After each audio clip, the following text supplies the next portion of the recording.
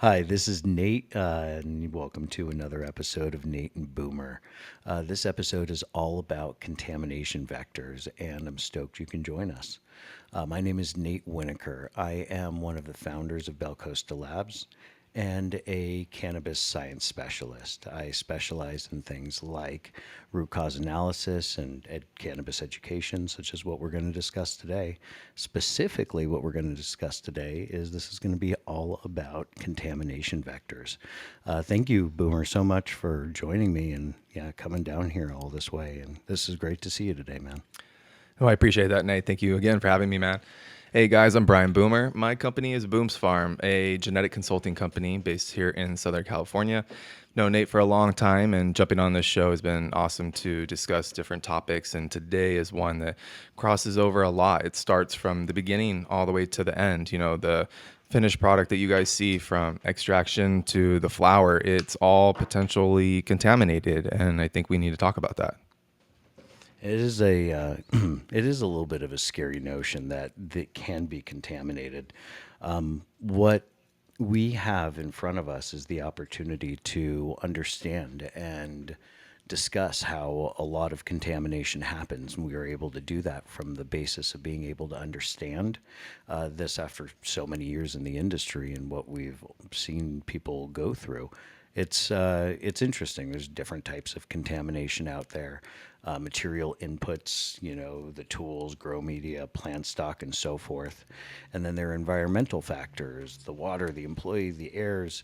There are accidental use of pesticides. Sometimes there's accidental mold contamination from things like water damage. What have you seen, man?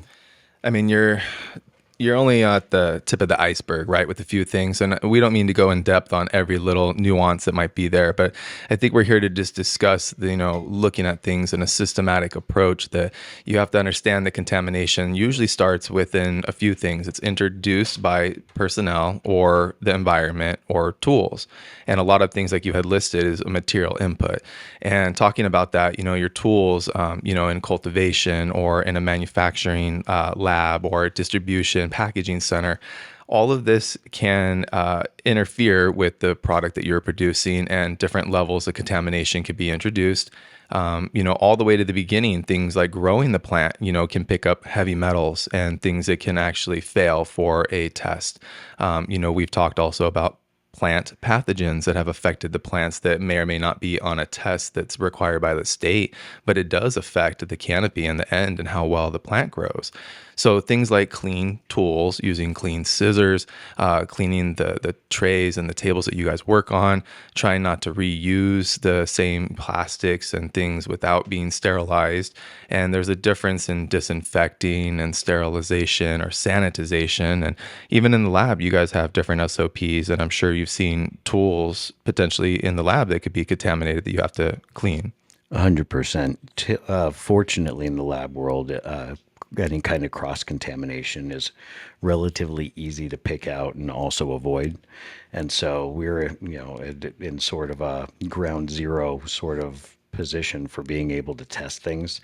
We are allowed a special perspective on, where contamination comes from and how to avoid it, as it's absolutely necessary to do that too in a lab environment. With notion of what I've seen out there and in the industry, there are so many different things that come along into where these contamination vectors that we're discussing really come into play, because I'm so used to seeing it from facility employees. I mean, really everything like what we've met. It's just such a mishmash Right. of things that can go wrong, unfortunately. And Right. you almost have to look at every contamination vector independently and based on what you've seen.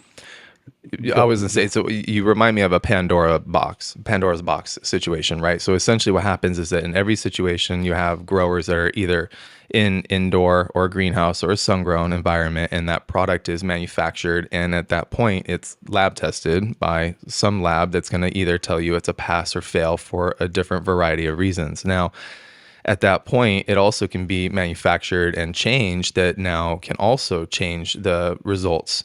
So these things have to be looked at in a systematic approach of everybody in the supply chain, and, passing the baton. The grower sometimes can pass on something that he might pass for, but might manufacture fail for at a different level. And so we work together to better understand what the needs are, also with, state guidelines, but also what's, healthy and clean, for the consumer as well. So let's talk about where these things come from. And I'd like to, if it's cool with you, brother, I'd like to start with the beginning of the plant's life cycle. Because I think the first place that contamination can come in, obviously, is on the cultivation grow side. And really, if we want to talk about contamination, let's talk about the types of contamination that can exist and what can happen just from you getting your genetics in house. What kind of contaminations exist from things like clones or non contamination things that you're avoiding by things like tissue culture? What would you have to say about that? Coming from the genetic side, I do have a lot more emphasis on, starting clean with clean genetics, whether, it's from a tissue culture lab or seed stock or, clean clones that you guys have cut on your own. It is something that inherently you put into an environment that if you have heavy metals in the soil or certain things that you're adding to it, like pesticides you're spraying, you can only use a certain type of pesticide that's allowed by the state and at certain levels. So Can I these see things, an ashtray real yeah. quick? Thank you. No, you got you, man. So the different levels of pesticide use that you apply to the plants, even though maybe organic, it has different thresholds that you're allowed. And similarly, if you have an environment that may be too humid and you grow mold, those type of things can be introduced and fail. And also outside contamination could be something that leads to, say, Aspergillus or E. coli. A lot of that happens in post-harvest packaging, trimming, and stuff like that. And similarly, once it does go down the line of packaging or being put into, say, a pre-roll or a vape or something like that, you run into things like your heavy metals, and pesticides are tested for what, parts per billion rather than parts per million. So those things have a tendency to trip on the lab as well. So I guess in the grow, really, we have to be conscious about what we put onto the plant or where the plant is growing in terms of its media. Those things have the ability to fail the test down its line. That's a no, good, some good looks, man. What's you mind if I mention where I've seen a few of these contamination vectors come in? Yeah. Because lab testing, there's a few different areas where I've seen them in these kind of operations. One of them is things failing micro. Another is things failing for pesticides, and then another is things failing for heavy metals. Now there's more things technically, if we're talking about lab testing and what we're testing for, Right. there are more things technically you could fail for, but those are like the three unwise Right. men, you know what I mean? That's Those are the three that if you are going to fail for something, likelihood is the likely it's extremely likely, I'm sorry, Right. that it's going to be one of those three tests that you would fail in these Right. kind of senses.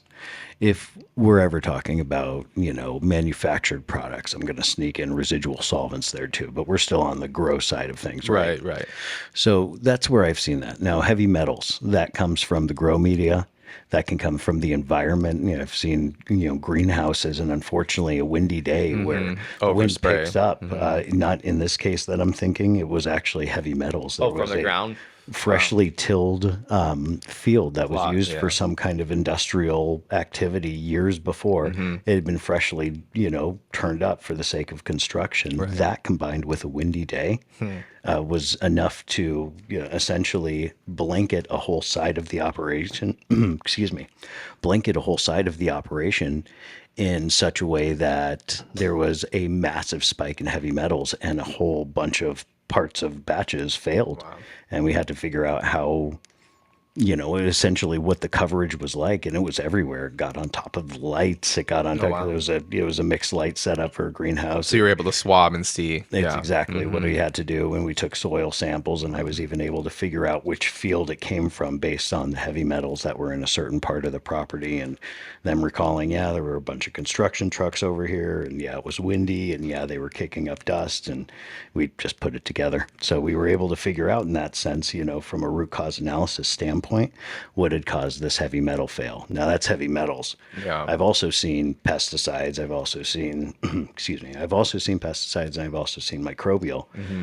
Pesticides, oftentimes, the unfortunately, I've seen some cross contamination on the grow side from things like an air conditioner, like one of those sort of like wall mounted, like pretty common, pretty Right. popular. I don't know what you call them. I can't, the name escapes me Like right a now. window shaker unit, like the small ones or the big I'm ones? thinking about the big ones Yeah, that like the mount usually pretty high up on the room. yeah, yeah. I saw one of those that had been borrowed or essentially bought from an operation, and it came with Yeah, pesticides. because so the packaged units have a air blower inside that intakes it, and then there's coils and stuff inside of that that never gets cleaned usually. And so then you're intaking, and then you fire it back up. You're kicking it right into the air that's dropping down onto the plants. That essentially is the function. They Yeah, I can see recycle that. the air in the room, Yeah, and in doing that, and in having been contaminated, apparently it came from a trap grow where certain pesticides were in use. It yeah. came to a license grow and instantly started causing fails. So That's common to see. Sorry, I should get a little yeah, I would closer. say. So that's kind of common to see that in our industry, that where there is an accidental cross contamination vector, Hmm. if you will, that exists either in the equipment or in the building itself. It's not necessarily when it comes down to pesticides Right. what I actually see people, utilizing themselves. It's what was in the building. There's a few pesticides we see that you would consider to be somewhat toxic that you're like, yeah, do really exterminators use this commonly? Yeah. And if they don't nowadays, they used to. But Hmm. testing, as you mentioned, down into the parts per billion range, Yeah. testing's going to pick up on all of this stuff, right? Yeah. So, Well, and going back to here, I'll pass this off to you. To the different points of the unknown is what you're essentially uncovering. And so when you're doing these site visits and discoveries and assessments, you're doing a lot of swabs and visuals and trying to identify, well, where and when, if this could have been introduced. And we do a lot of the same in the grow. We do try to borrow from, say, laboratory aseptic technique, where you're like, well, I'm going to bring in this media, whether it's soil or rock wool or whatever it is that you grow in. Same thing even to a greenhouse aspect. They're looking to start with as clean of an input as they can. Same thing with the plants. They're growing from seed. They're doing what they can from clones. There are things that we do utilize, things like xeritol and other treatments that we can that may help with pathogen suppression or pesticides that are allowed. But at some point in that plant's life, you need to stop using pesticides because it goes into flower and you're not allowed to use it. So there's a bunch of different varieties of reasons that you could fail a lab test too. But unknowingly, like you said, is that was that environment that you took over. I've had clients, same thing, call you and say, hey, we acquired this building, we took this over, but we did a bunch of construction. And the recent tenant improvement involved cutting a bunch of walls and ceiling and dropping in a bunch of new HVAC, but they reintroduced all the crap that was settling in that crawl space. and then it gets sucked into their The current HVAC system, mhm, and now they have a like contamination. they just took something that had a Chernobyl-like sarcophagus, built around it Yeah, that got breached.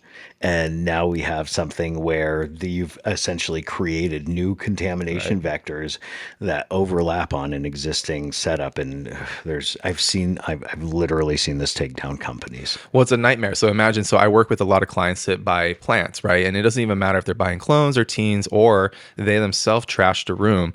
What they do is they call me and say, man, I don't know what's going on. Our plants are dying. If they get plants from me and we put it in the same room and it still dies, then we have a real problem because we're looking at, well, what is happening in this room that's causing this? And then they're looking and scratching their head going, oh, well, we just started doing this or that.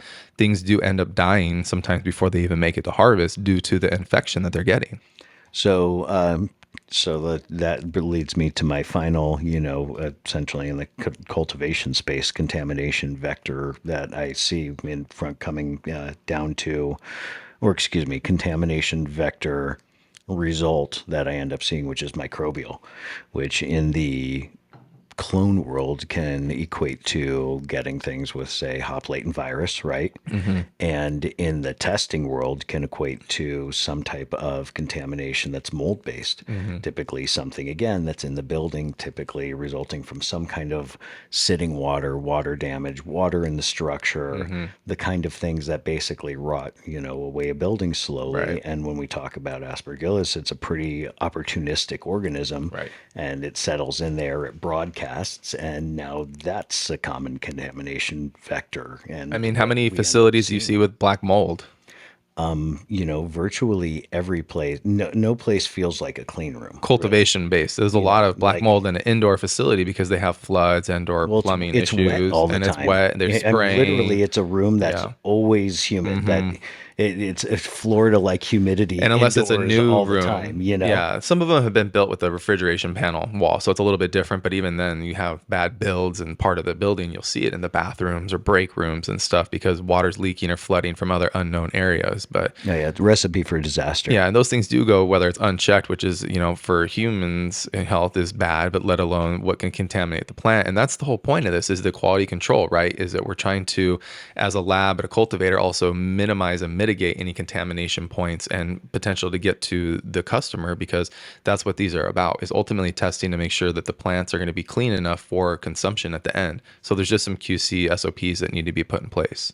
100% agree. So we've kind of covered, environment, obviously where these things can come from, Right. material inputs, your tools. I mean, one of the most impressive things for, to stave off plant to plant contamination I've ever seen, or I shouldn't even say but one of the craziest practices I've witnessed is the use of a single pair of scissors Mm. per mother plant at a nursery, Yep. and literally having a wall where it's just different pairs of scissors. But it makes perfect sense. Right. If there is something going on, why risk the everything you're doing when you can actually register everything back to a single mother? And if there's a problem with that mother, you actually have traced your batches. You've done a good job Right. of actually doing an internal self-regulated track and trace system, which is, if there's ever a problem, that's what you want to see done. Yep. So we've covered those kind of things. Environment, obviously, I see more on my side. I see more concerns with, things, coming from the environment, heavy metals, Mm-hmm. pesticides, microbial. I see more of that stuff than anything else. But that's, again, in the cultivation world. What have you seen in the labs? There's, I mean, there's obviously, a lot of extraction experts who'd be able to talk about Right. things like contamination vectors, and there's residual solvents, to be Right. concerned about, but that's hardly rooting from a specific contamination vector. You use solvents in order to make the product oftentimes, Right. or to clean off your surfaces or Mm-hmm. going on. What have you seen?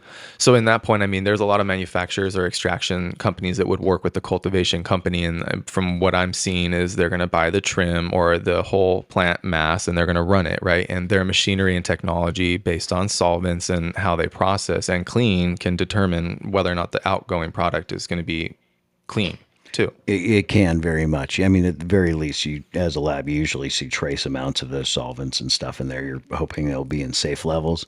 And for anybody who's concerned about anything even above trace levels, you can imagine that there's probably beyond trace levels of residual solvents in most types of toothpaste, let alone, what's in your cannabis product. So, cannabis is extremely safe in the grand scheme of things. So when we consider what we're looking at, what we're talking about here in the lab space, I can tell you from, again, the seat of a testing lab and what I see generally failing, most common, more common than anything. So I don't really see microbial. Mm-hmm. I don't really see heavy metal. The vast majority of extraction methods out there are going to leave behind the heavy metals Okay. and are going to kill off microbial life. And so, as a Makes lab, sense. I Yeah. generally don't see those concerns generally. The exception being in certain vapes with certain cartridges where the heavy metals have leached out of, The metal yeah, component. the metal Mm-hmm. components, thank you, inside of the vape, and they've leached into the oil, and Okay. now the cannabis oil itself has the heavy metals in there. Okay. And if for anybody who considers that to be kind of a nightmare scenario, it's not great.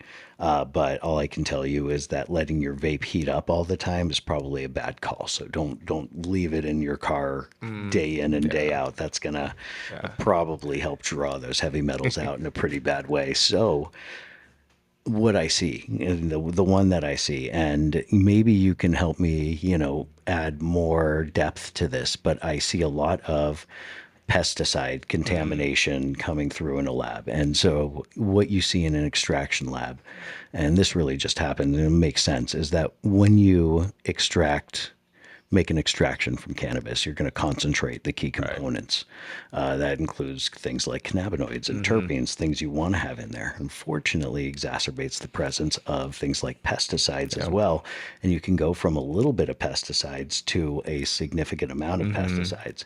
In the world of cannabis, supply chain movement, you can go from a passing amount of pesticides to post concentrated a failing amount of pesticides. And that's insanely common. That happens all the time. Yeah. I don't So, think the consumers are aware of that. Can you break down the difference in the testing? So, if I recall, flour gets tested at a parts per million.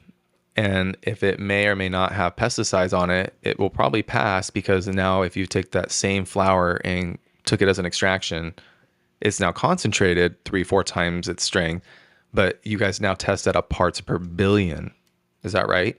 So, it's a lot bigger of a chance. there are certain chemicals when we're talking about pesticide contamination, especially in a concentrated product and what levels it can reach, Right.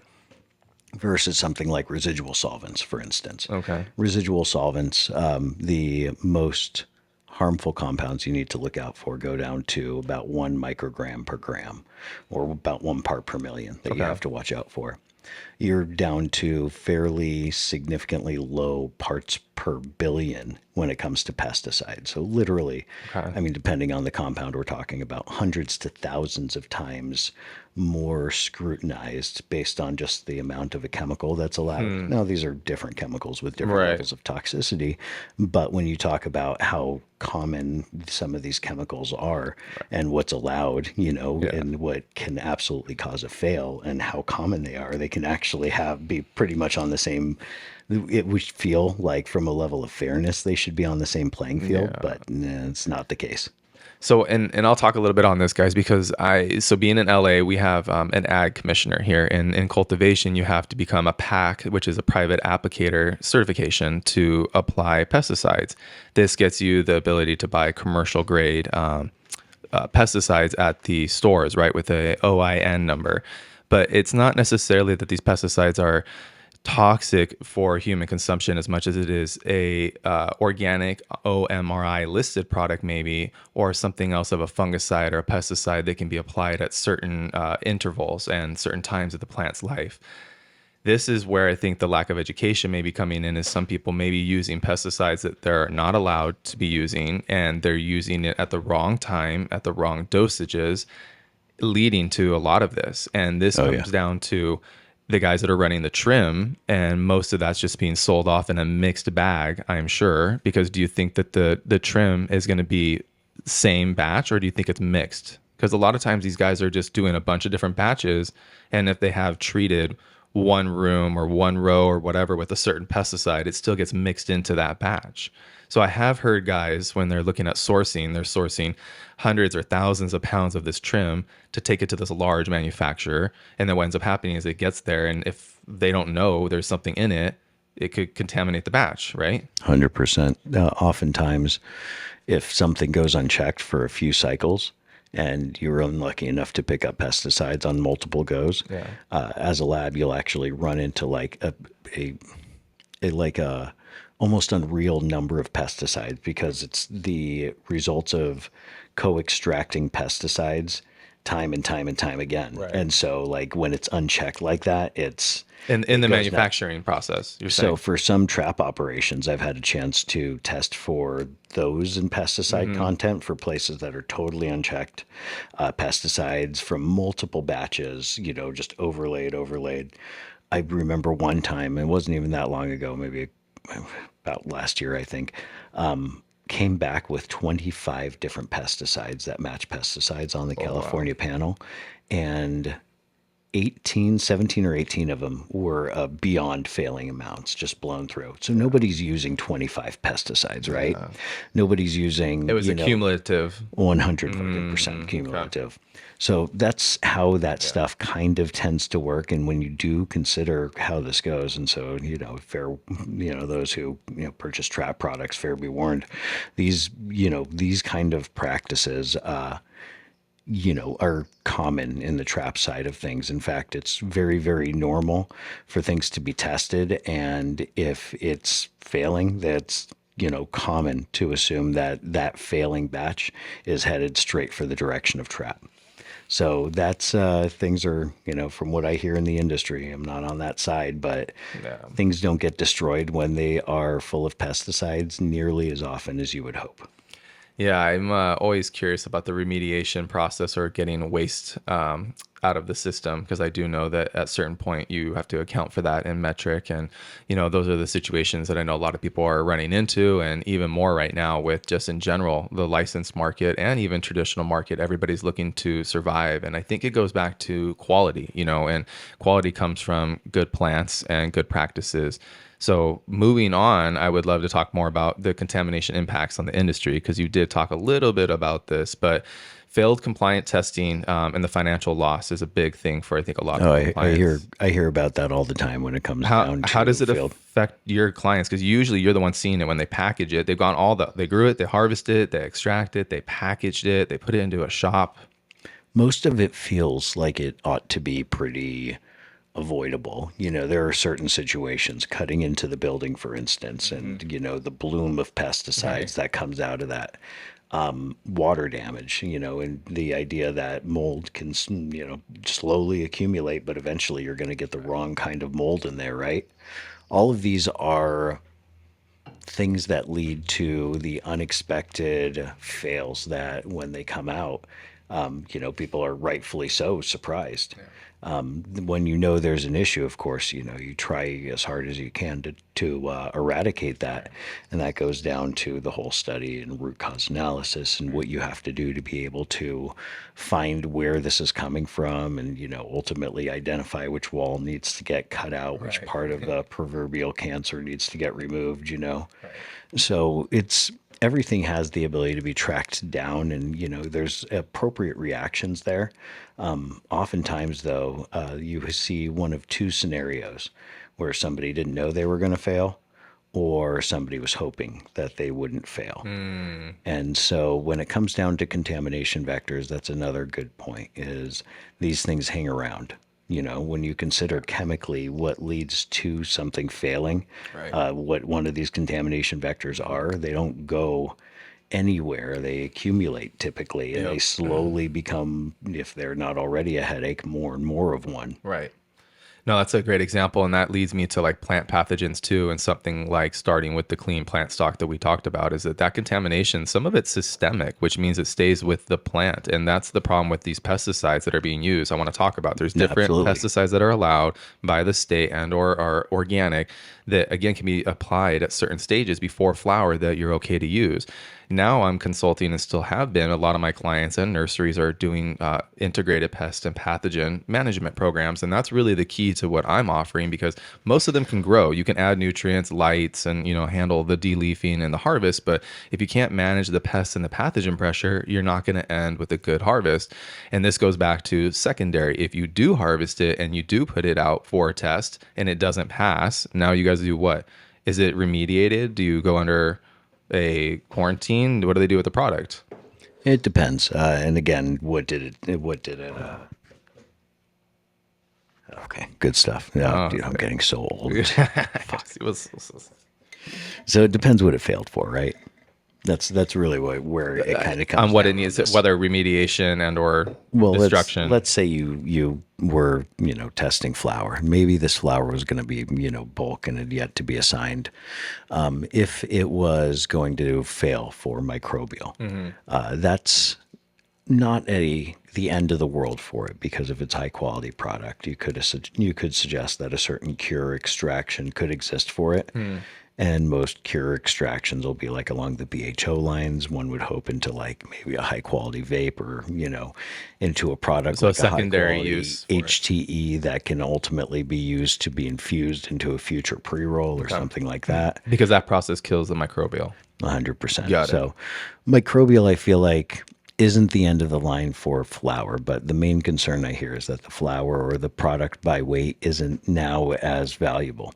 If it was something that was planned on Right. being put into jars and sold as eighths, it's especially not as valuable. And that's a 100%. big concern. So, that's one that I end up seeing. Let's say then pesticides. Has any of your clients ever filed for pesticides? It's Yeah. always the use of the building, I feel like. It's one of two things generally. It's the use of the building prior to the cannabis operation Hmm. moving in, or it is an employee who inadvertently did something to the operation or brought something in. I even saw, Knowingly or unknowingly. there's been instances where I've seen, so there's a certain chemical called spinosad, which used to be more common as a flea control product, Hmm. less common now. A lot of the major Yeah. products that carried it, pets have unfortunately had enough issues that they've pulled those from the Mm. market. But spinosat's something where the pet basically secretes this chemical, and this chemical is a pesticide, and hence, no Right. no fleas, no ticks. Then you can imagine that if somebody, likes to snuggle their pup, I know I do, and, or, have therefore some pet hair maybe on them, you don't often think that a little bit of pet hair or, if your kitty sat on your sweater before you Right. came to work, any of these scenarios where there's like active flea control there, that has actually, I've seen that come in, essentially inadvertent pesticide Like on the contamination off an flower. employee. Yeah. Well, all you need is that somebody who works in the trim room, Right. when I see that chemical spinosat come up, it used to again be a little bit more prevalent, but when I saw a spinosat come up in Mm. an operation, the first question I'd ask somebody after seeing this and kind of determining where it was coming from enough times was, is there anybody in the trim room who wears their dog or cat in to work? Yeah. And they'll go, oh yeah, this one person. And I say, yeah, well, let me test what's going on. And then, Mm. oftentimes we'll be able to determine where this came from. So that's a really good example of a root cause analysis because that's something really out of the box. Oh yeah, but if you see this pesticide, what happens when I report to somebody that they have a pesticide showing up in their product That they're that they not don't using. use? Yeah, Well, that's okay. So as that's a grower, yeah. what do you think? So it goes so two things. Not everybody buys plants from other people, but if you do your own propagation, you either grew from seed or clone and you knew what you sprayed your mom stock with, or more so you work with a nursery, you would like to think that they're using only compliant sprays. So typically that handoff of going from mother to clone to the veg space is when you're doing these spray applications that may or may not be applicable to the safe failing the test, right? That's another place that in the spirit of root cause analysis, I do see pesticides that likely came out of the nursery. And that's what I was going to say is that they spray up until the clone stage. It goes out, maybe even a little bit further in veg. A buyer may buy that genetic and put it into the flower. They only have 2 months of flowering. It's not long enough for it to have gone out of its system. It's systemic for a reason to stay in the plant system. And sometimes through mothers, it can continue in. This is a more likely probably when you get to manufacturing extraction levels is when I think I hear and see that. But there are guys that still spray into flower, and then now you're kind of exacerbating this because again, there's a list of sprays that are allowed and timing, but if you don't adhere to that, that's what could push you over. Yeah, really well said. That's the exact reflection of how we tend to see this stuff, and you can kind of logically follow it through what's going on right there. Right. That is it's less of a surprise when you actually are able to properly trace something. Right. It's less of a surprise when you're actively able to trace something and where you can see how it all is supposed to how you it's less of a surprise, when you can kind of trace everything and how you can see it all sort of fit together from there. This is a pretty good segue too into once you can see things with this level of clarity, what can you do about it? What prevention strategies can you start to work in? And, oftentimes you don't want to have to build something that basically simulates a clean room. Right. But what are you looking at here? What are your options? What have you done? I mean, let's talk a little bit about prevention, right? I mean, identification and prevention, we talk about scouting for pests and pathogens when you can or do lab testing, but this also goes through analyzing your SOPs, standing over your processes in your trim room, in the packaging room, understanding with the labs, like, hey, can I do an R&D test before I have to do a compliance test to see, am I doing this properly, right? using a consultant or talking to your, others, in your field that know what they are using. And honestly, like that's really it comes down to is that it blows my mind that this many people fail for pesticides when all they need to do is reach out to somebody like me and others that actually have a program that works and is compliant and allowed. It just seems to be, I think some bad actors are just spraying things and they shouldn't be also, and that's part of this, and they're maybe thinking that they're going to get away with it, and that's what's triggering this. And also it just continues going down the line. If the manufacturing lab doesn't know or clean their machine every run, does that bad batch go through? Yeah, no, all valid concerns right there. What would one do to test and monitor this? I can definitely see how it goes on the testing lab. A lot of the time, there's levels of pre-compliance testing coming through. People want to test, for instance, that R&D, people, for right? instance, want to test that trim right there and be able to understand. It's the extra clicky today. People want to be able to, for instance, when they're using these early detection ideas. So let's say an extraction lab, they'll want to test their trim. Okay. And the idea of being able to test your trim is a area of trying to not only avoid pesticides being in the batch, but also trying to avoid creating contamination vectors in your laboratory. Right. You really want to be able to have an opportunity to you really want to be able to have an opportunity to, I think, control what goes in the best sense. Now, sometimes that is the material inputs. Right. Sometimes that is environmental, that creation of a clean room kind of thing. Right. But levels of control, and as you mentioned in that same kind of breath, SOPs that also help you maintain that control and, really, memorialize it and put it into words and the ability to train to people. That's now, one would say best areas of prevention. There's even more extreme versions of this where we've seen micro extractions. You've seen micro extractions, right?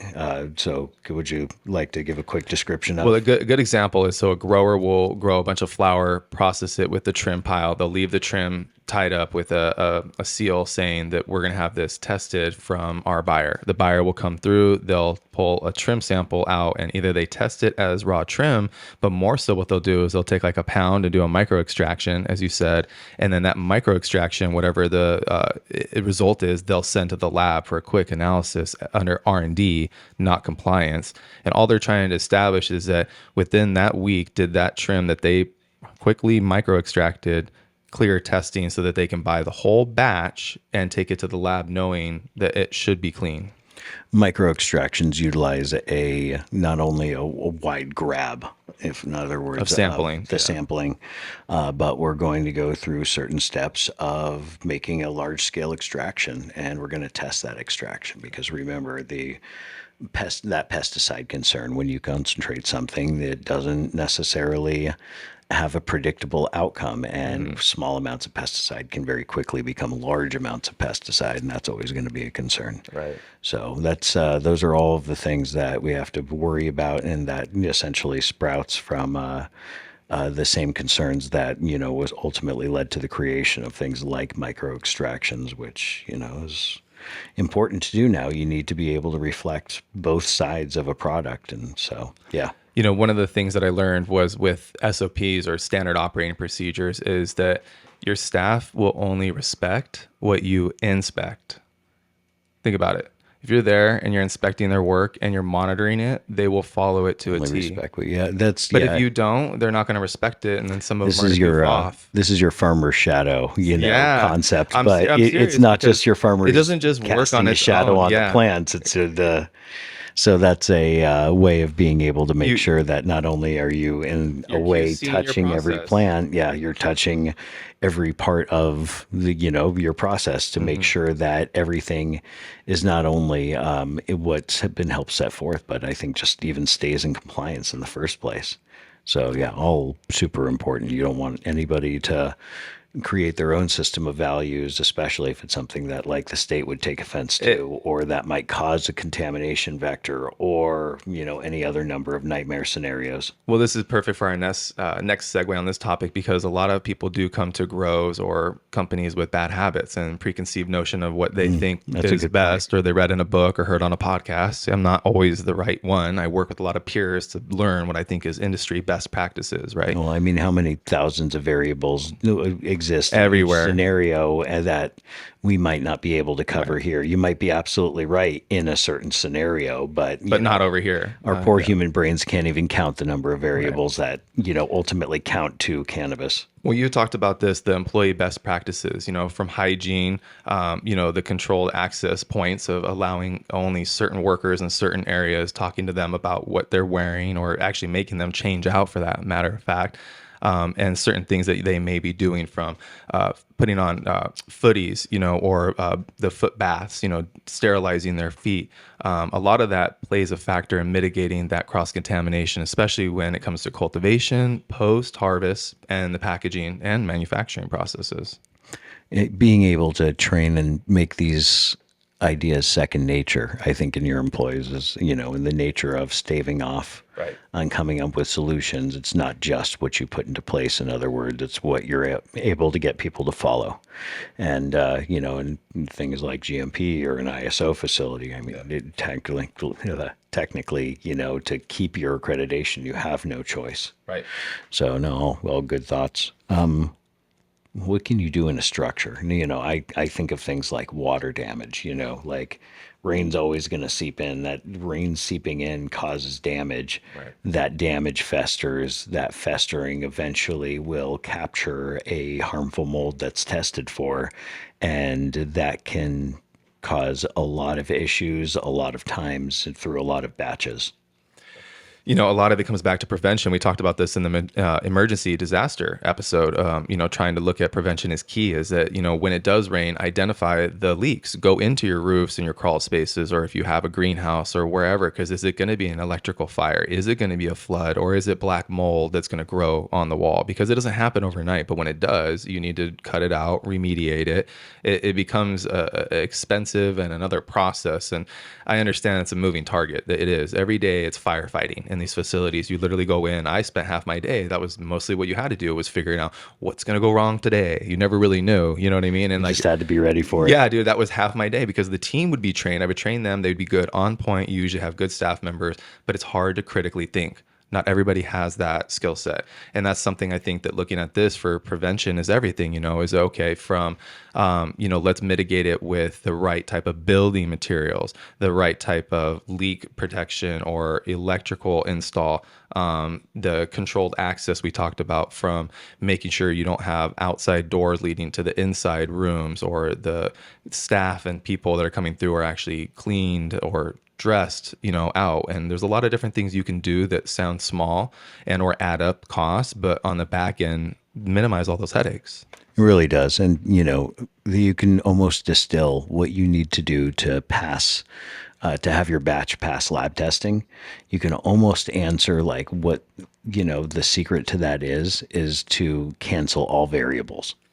The more controlled something is, the Systematically. less these things can potentially happen, especially from a seemingly random source, such as the employee and their behaviors, or Right. such as things that are almost bound to happen, like water damage. Right. I mean, hell, I was just talking about a root cause analysis project I helped somebody with, where it was determined that an exterminator sprayed outside on the ground, likely from a spray that the neighbor, or that rather the landlord, had For ordered. like property maintenance. 100%. And it was just something that had been slowly enough tread into the operation to where it had hit a level Yeah, of I can see that. concentration of the issue that it's, this is, it lit up, Yeah. it was a The lab test. pesticide Yeah. essentially that lit up this operation that had never technically had this pesticide in it, except for that it just shared the unfortunate reality of having the same footpath. Right.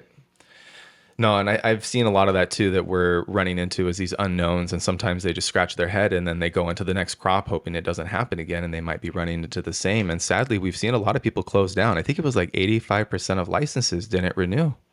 Yeah, something crazy. Well, Yeah, bear in mind too that things don't, and we've mentioned this before, nobody really notices something until it becomes a large enough problem. We've right, said before, if it's one slice of bread in the bread factory that's moldy every day, it might be a while before the issue is caught. right. If half the loaves are moldy, then you're going to figure things out pretty damn Quickly, quickly. right, So these end up becoming a concern because now by the time the lab, which only takes 0.35% of a batch, so right, 99.65% of the batch being untouched definitely plays a role here. And the fact that if something isn't in that 1/3 of 1% in the batch, right, then it might not get caught in this sampling or in the next sampling, or maybe for another so many until the issue itself extends to the entire building. And now we're seeing it every time. And now 1/3 of a batch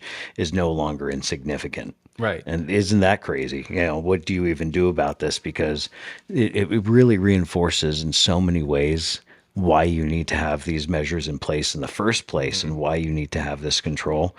Because without it, the mechanisms you have to prevent it really are wait until it gets really bad or go over the top with testing Right, in your facility and making sure you're maintaining as clean of a place as possible with as few variables as right. possible, and you're able to run things from there. But obviously, a little deeper in the in your relationship with a testing lab than I think most operations are ready to sign up for. Yeah, I think from day one, your relationship and mine was always stemmed from me digging a little bit deeper and you always sharing more. And so I just kind of keep scratching that surface, but Yeah, not a lot well, of people want to pay or learn and we were dive in lucky that, to discover things at the same time, and really all it did was teach us not to cut corners. Right. That's, I mean, It if was you quality want to control distill it, like, internally.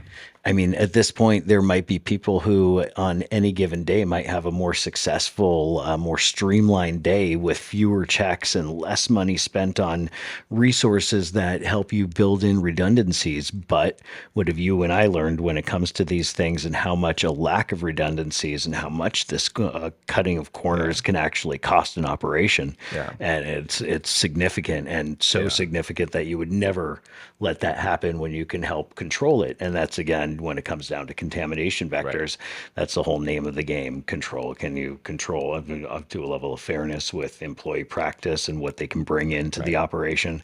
Can you control the facility? How do Right. you check for these things? Obviously, but depending on the facility. Yeah. No, and I think that you're again circling back to prevention is key, and then identification, and then reactionary, and having the Yeah, ability to no, critically totally. think. You're just going to have to dive in and diagnose the problem at hand, and it's always unique. And I think that's what's great about these topics. We only scratched a little bit of the surface, but it was kind of good to run over this with you. And I think there's going to be another time where we can revisit. I'm sure there's going to be other things that we hadn't Yeah, touched no, on. I want to dive deeper, and obviously, let's Yeah, section this off into hopefully different future episodes yeah, and stuff like that. And on that note, if anybody has any experience with this and any of their own contamination vector stories they'd like to share, of course, hit us up and let us know. And it's all good to be able to, kind of, treat this as a overall community effort to be able to help control and understand these things. right. So, in that, thank you everybody for joining us, and thank you for listening. Really enjoyed this recording, and thank you, Boomer, for joining me. Yeah, thank you, Nate. It was a good time. All right, good stuff.